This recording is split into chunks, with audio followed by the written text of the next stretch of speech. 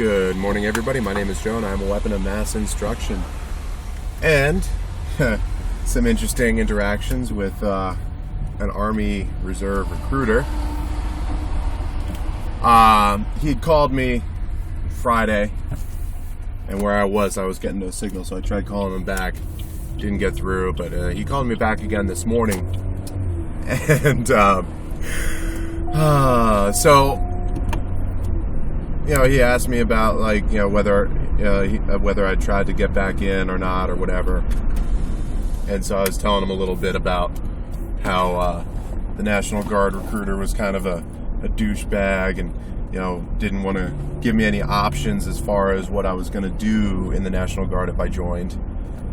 Meanwhile, the active duty recruiter that I talked to first was, again, a douchebag. He was dragging out the process, and I don't know what the hell the deal was with that. And so I never went with him. I ended up going to a different guy in a different town, and that didn't work out either. This is like 2.5 years ago now. I had just gotten the range job, and at the time I thought it was going to be temporary. Well, go figure. And that second recruiter freaking took my DD-214, didn't give it back. That's the paper that tells you got out honorably or whatever.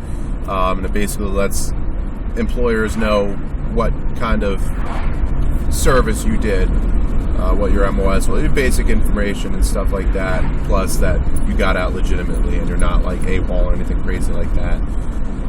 But anyway, I'm talking to this guy, and maybe I should have played my cards a bit better, but I just cut straight to the chase. I was like, look, here's the trick. You know, the main thing I'm worried about here is the possibility of having no shit martial law in the United States. Have you heard anything about that? And he's like, whoa. At first, it sounded like he was like, he had no idea what I was talking about, and then I busted him with I heard about last month it was that the Air Force can now legitimately fly their drones over the United States for intelligence gathering purposes, and they can even bypass the police forces and conduct their own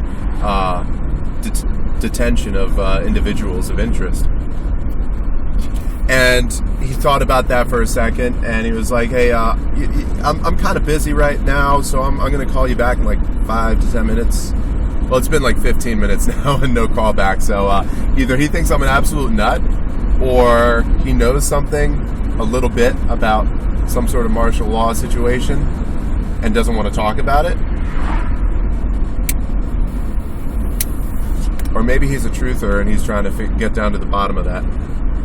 Who knows? Or maybe he went straight to somebody like the CIA or NSA and was like, hey, look, we got this like jarhead like running around talking about martial law and shit. Like, he's a fucking nut job and he really needs to get detained. He really needs some help with enhanced techniques, you know? I want you to waterboard the shit out of him. So I have no idea what's going on with that. We'll see if he calls back.